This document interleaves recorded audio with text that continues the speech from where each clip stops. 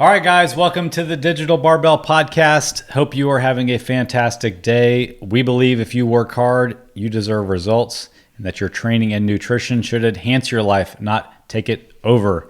We got a great episode for you today. We're going to get into the Digital Barbell 5-stage nutrition freedom framework. But before we do, we're going to do a win of the week. We haven't done this in a little while. We do a monthly challenge for our members. We've been doing this every month so far of 2023. Every month this year. What did I say? No, I'm just... Yes, every month this year. I like how people say, like, it's the hottest day of the year. I'm like, it's March. So far. That's what they've been saying. So this week's win of the week is the person who won last month's push-up challenge, Christina Adams. Congratulations on winning. We gave her a shout out on our Facebook page. She got a prize in the mail, and here's what she had to say. I never win anything, so yay me. But I'd like to say that the real prize is that I can now legitimately say I can do push-ups, like more than 10 in a row. I think I'm most proud about that. I love it. Yeah, this month's challenge are pull-ups. So I know a lot of people struggle to get their first push-up unassisted, not from their knees. And then just as many people struggle to get unassisted pull-ups, hanging from the bar all the way to chin over the bar without any assistance. So we're going to have a lot of people get their first pull-up in this month. I have a feeling. About it. Yeah, but back to the push-up. So it was one push-up on February 1st and then 28 push-ups on February 28th, and you can fill in the rest. And so you accumulate a lot of push-up volume and practice over the month. Yep. And it was hard to keep up with. It was, you had to remember to do them every day. Yeah. And she did the most out of all the members, including all of us. Yeah. And I love that she found that she's just like better at pull-ups. Push-ups, sorry. That's exactly what we wanted out of this. Yeah, we like to frame these challenges as really exercises and being consistent. Yeah. So to win the challenge, you were the person who is most consistent at hitting your push-ups every single day. It's not like you have to be the best in the world at doing push-ups to win the challenge. And the same thing is true with our pull-up challenge. Right. You win the challenge by being the most consistent in your training to get better at doing pull-ups. So, and the result is you're better at pull-ups. And just like everything that's scalable, the push-ups were scalable to your level. You don't even have to be able to do a full push-up to be in the challenge. Same thing with the pull-ups. We have people that are trying to get their first pull-up all the way to people who are working on weighted pull-ups. That's right. So we meet you where you are. That's right.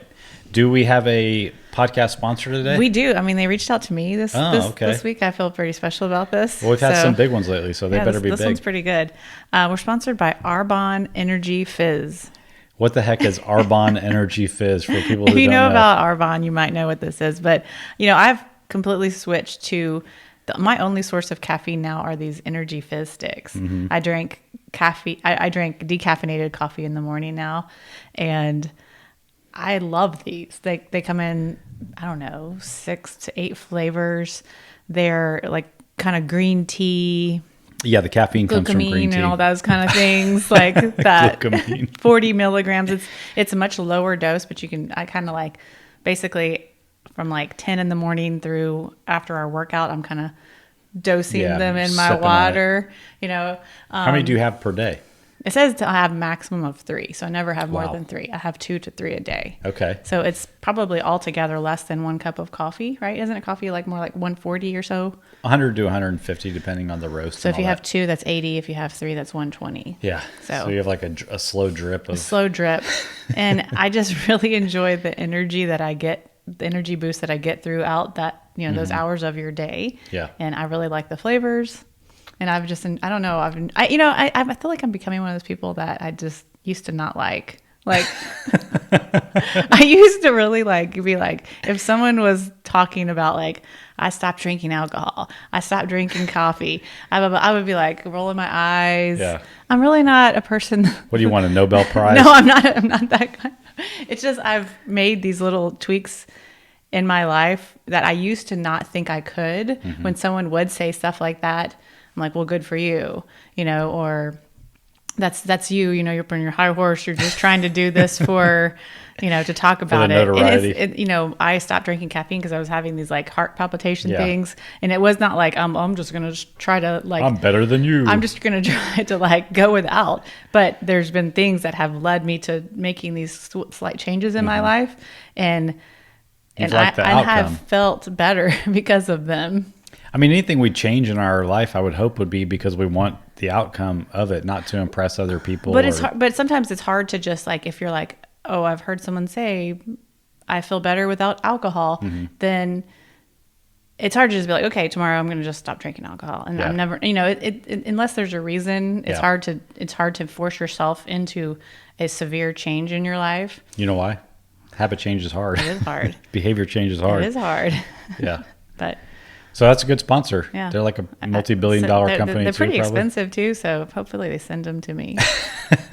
Well, luckily you're like a, what do you call yourself? Well, like a distributor? I mean, no, not really. I just get a discount, but like You're an inactive distributor. 15 years ago, I like went to this thing with some of my friends from church, and we all signed up, and my friend has done very well with it, and she's like at the top of the list. Their firstborn, they named Arbonne. Of people, and I just use it for the discount because it was so long ago that I've like been grandfathered into like the 35 to 45% discount range. So I'm like, cha-ching. But you were I never enjoy much of like the multi-level market. I've never sold it to anybody other than my mother. But I like their makeup products. I like their protein, and I really like their energy fizz. Yeah. All right. Shout out. Good sponsor.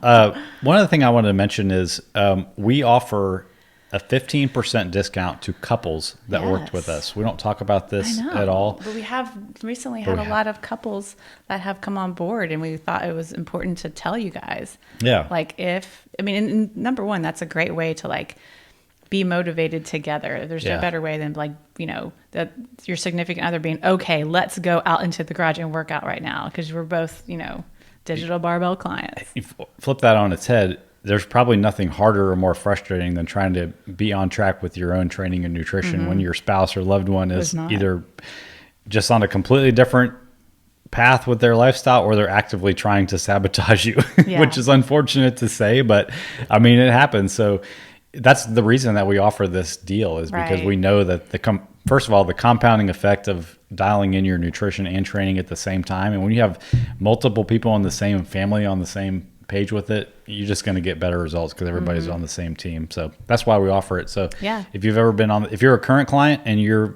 trying to get your spouse on board that's out there, you both get 15% off. You both get 15%. And that is a big chunk of change. It is. And it really like helps with, it helps with the overall money. What am I trying to say? The overall price. Right. It's a good deal. Basically, it's a good deal. It's a good deal. All right. So today we're talking about something that Blakely and I have been putting a lot of work into lately. We've been nutrition coaching people since 2018 officially through Digital Barbell, and it's been kind of an evolution of the approach that we take. We've learned what works, what doesn't work as well, and changed our mind on a lot of things. And we wanted to put together the framework that we want to take a client through, so you'll have a general idea of like, all right, here's what I'm in for, here's the result that I should expect to get, and here's kind of how it's gonna go. So that's what we want to go through today. That dating app Hinge that tells you, like, it's like the commercials are really clever, like, we are the dating app that we want you to delete. That's what it made me think about. We're the nutrition coaches. Jonathan and Haley are the nutrition coaches that we want you to fire. Right. And it's truth. It's absolute truth. And that's how we've been from day one. It's like, we want you to take the advice, get the education, go through the process, get the result, and then be able to fire us and go along on your journey for the rest of your life. And know what you're doing with your nutrition and being able to do it for your family. Yeah. First of all, keep the training, because... Are you on a dating app? No, they have those commercials. They're really clever. They stick in the brain. It's like a little dude, like a fuzzy dude, and he explodes everywhere. Yeah. You're right, though. The goal of nutrition coaching is to educate you, get you a result, and then set you free with that information to go live your life and be able to help other people do the same thing that you did. So that's why we laid this process out. And it's been an evolution to get to this point, but that's what we're going to go through today in this episode.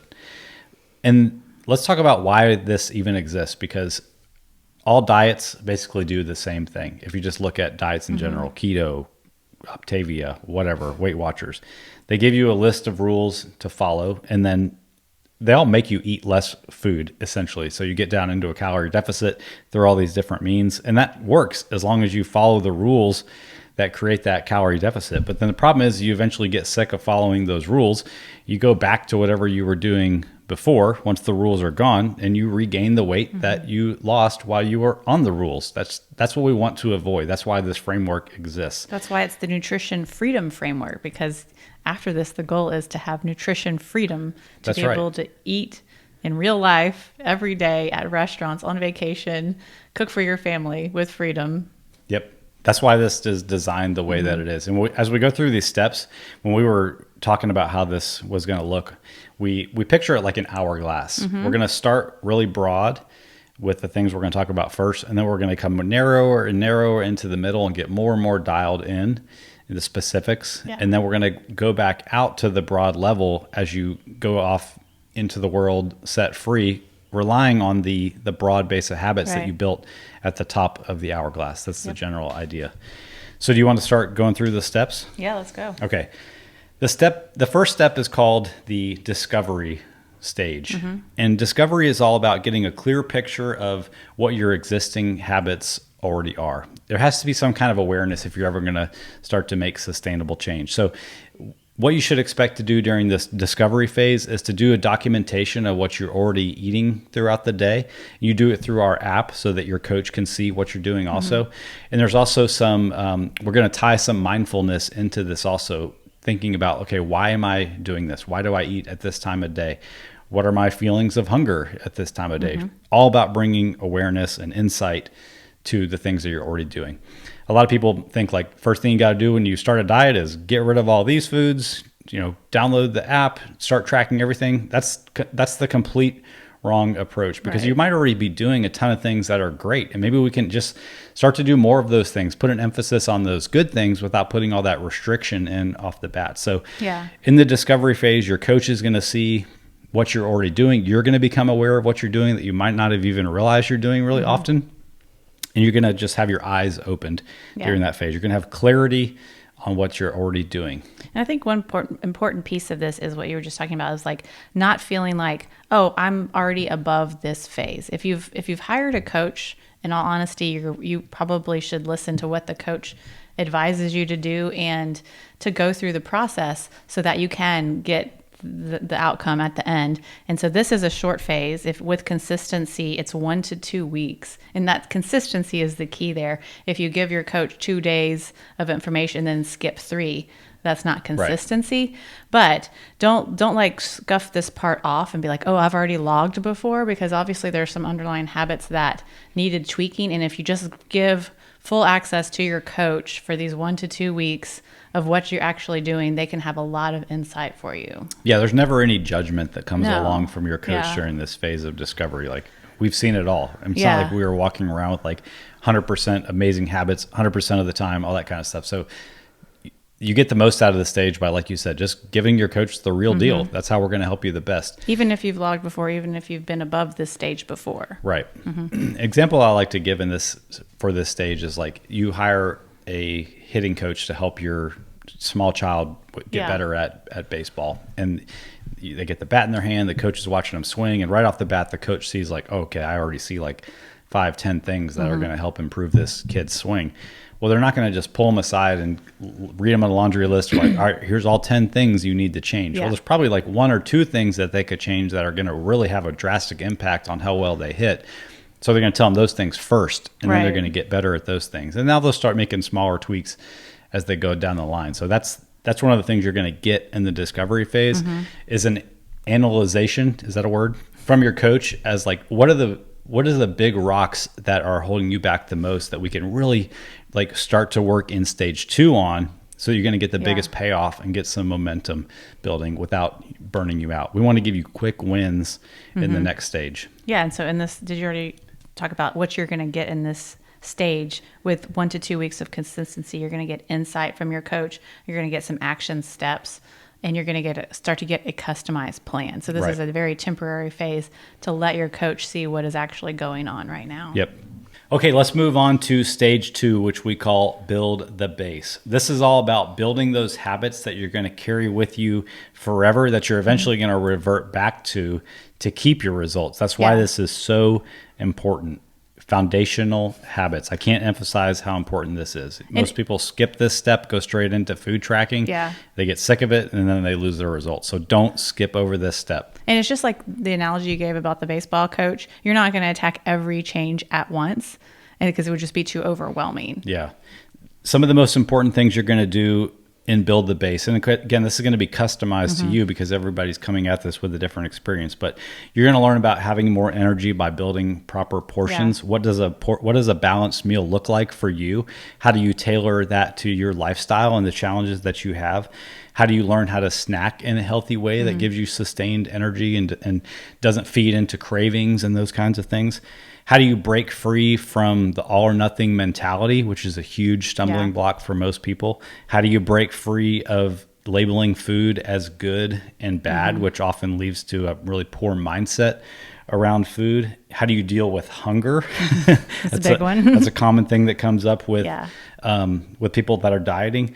And how do you deal with social situations and restaurants? Because that is going to be something that continues to come up in your nutrition moving forward. So these are the foundational habits that are going to form kind of like the core of your mindset around nutrition and your default behaviors. Yeah. And you're going to have to work with your coach on building these habits because you're going to fall back on them. Not only that, but like learning, we talk about this a lot, making a plate. Like what should a plate look like whenever you prepare it for each meal, using your hand, just being able to eyeball portions. That's a huge piece. That comes into play when we go out to restaurants. We understand what a plate looks like and what portions they're giving us as compared to what it should look like. Yeah, I mean, if you could navigate that and you understand that, doesn't that sound a lot better long term than typing food into an app? Yeah. I mean, that's why we're designing it this way. Yeah. Another thing that came to mind is the hidden calories. There's so many hidden calories and things that we don't know that, like, that's why the food pictures in the beginning come in handy, because the coach can just like eyeball, oh,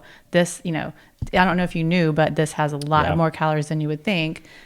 Just things like that. So with consistency, again, that huge consistency piece, this can take anywhere from like 3 to 6 weeks as you're going through, like we said, you're stair-stepping the changes and you're implementing the changes recommended by your coach. So picture that hourglass. Now we're going to get more and more narrow as we go through these steps. So you want to go on to stage 3 now? Yeah. So we had 1 to 2 weeks at stage 1 Discovery with consistency, 3 to 6 weeks at stage 2. So we're either at a month or a month and a half right now.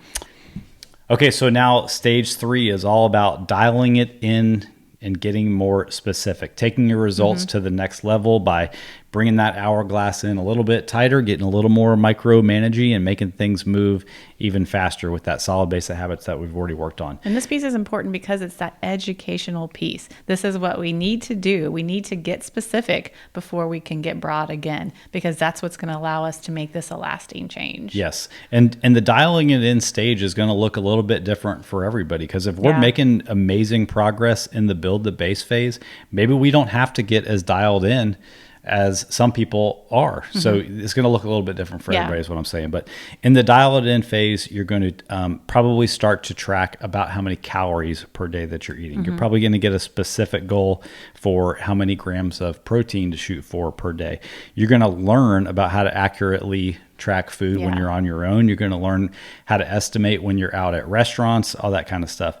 And you're also going to start to learn about strategies to help you avoid just constantly being on a diet. Yeah. We've done episodes on periodization before, and that's a big part of this too. Understanding that your diet process, your fat loss process, it doesn't have to look like a completely straight line where you just start it one day and you just go until you either burn out or it ends. There can be times where you take planned breaks during that, and you're going to learn about that during the dialing it in phase.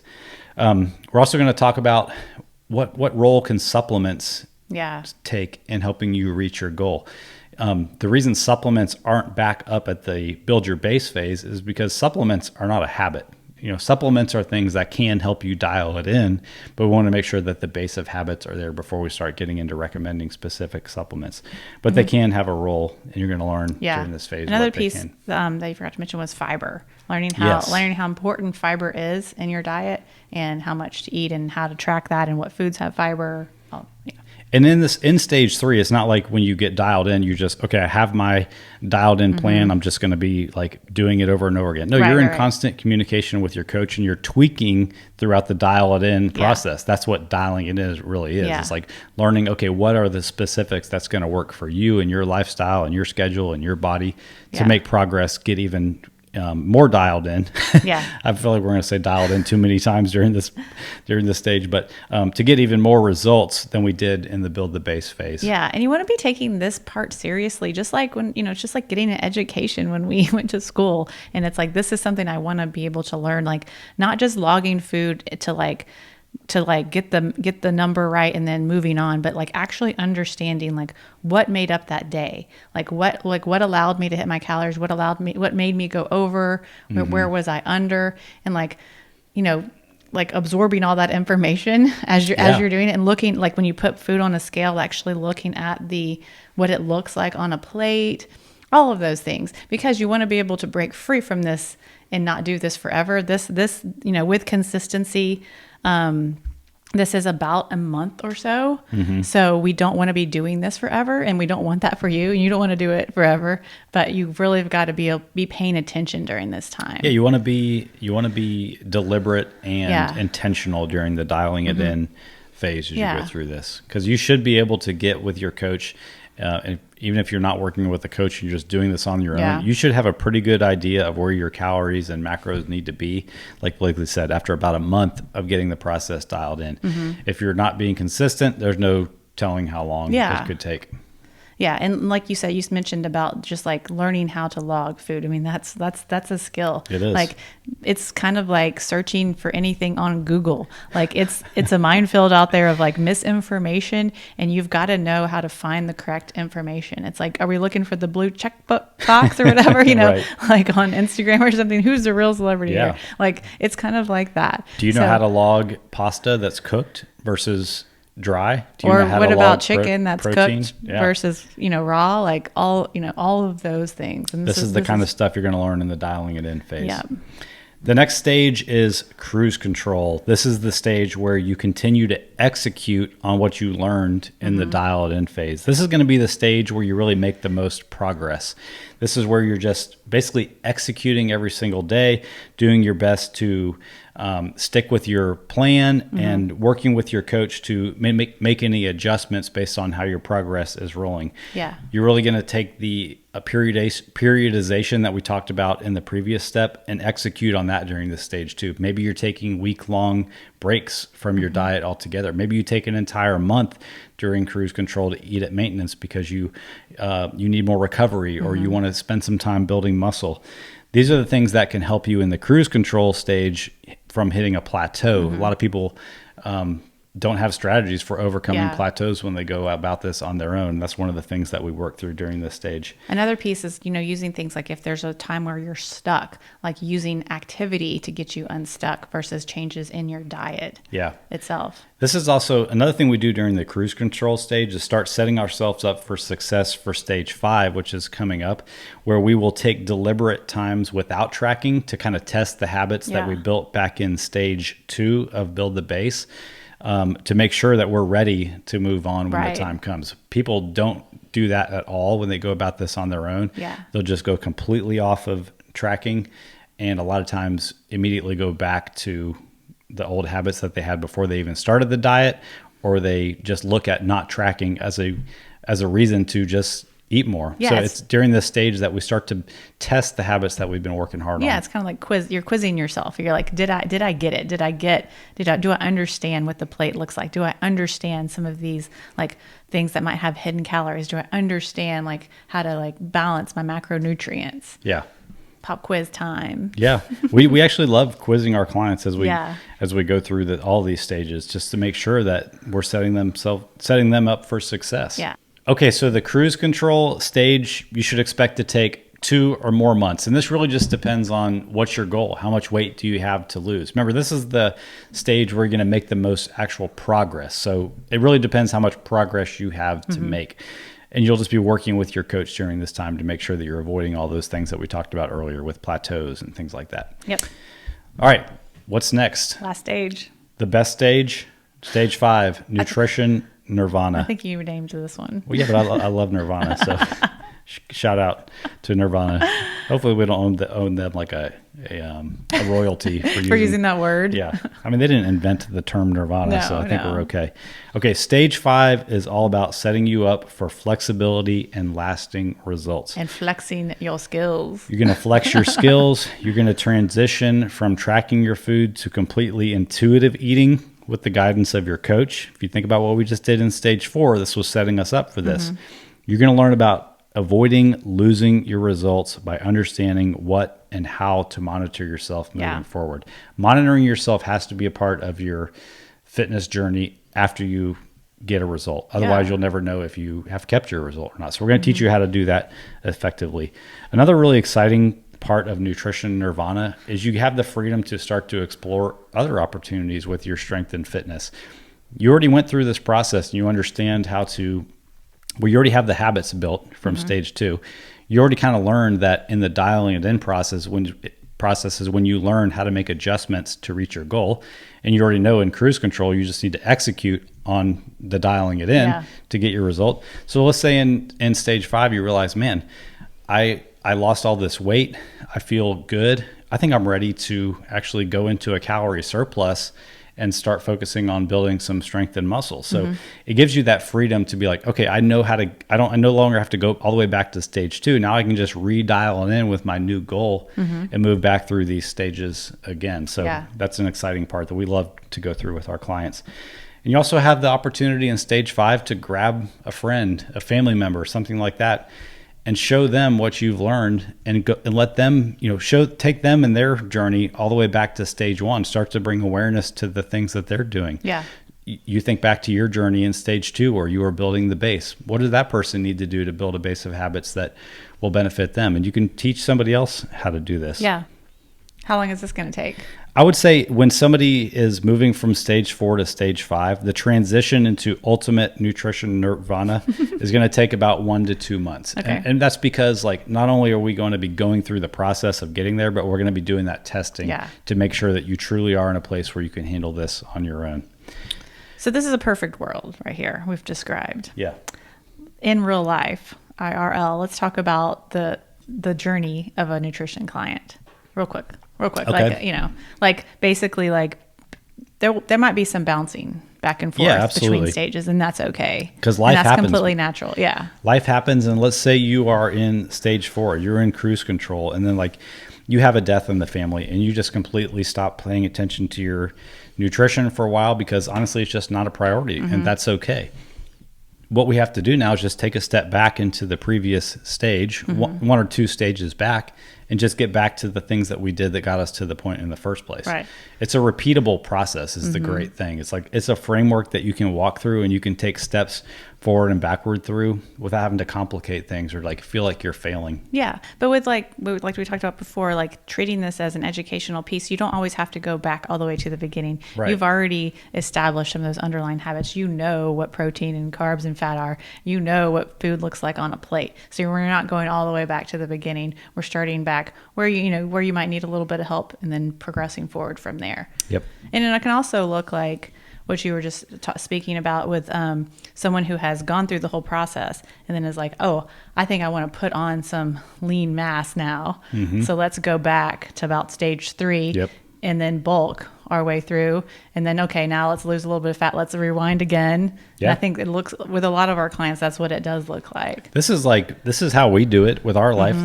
I'm finishing up a sustained bulk that I went through in the winter, and I'm now not tracking anything. I'm in stage 5, but as summer is starting to approach, I want to lose some fat. So I'm going to have to go back to stage 3 and dial it in, figure out where my macros and stuff are going to need to be through some trial and error.